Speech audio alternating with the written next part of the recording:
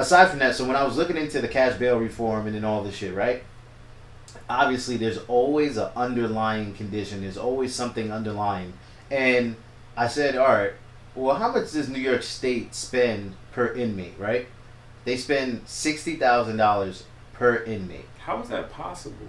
60,000 per inmate. That doesn't make no sense. And there are approximately 54,700 inmates in the New York State prison. That's fucking wild.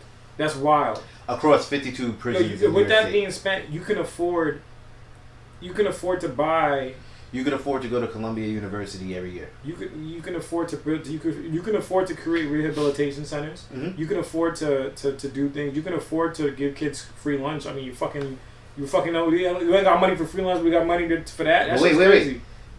So, I couldn't find any recent numbers because I don't think they did a study, but for the state, but back in 2016, the New York State spends $23,000 per student.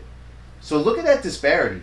They spend almost $40,000 more per inmate than they do per student, and then tell you that we don't have money for sports in our schools.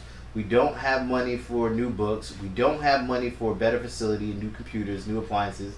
Like, so they can sit there and tell you this to your face, but then look at where they're spending your money. Like, look at how much it costs for an inmate, and then. That's the state.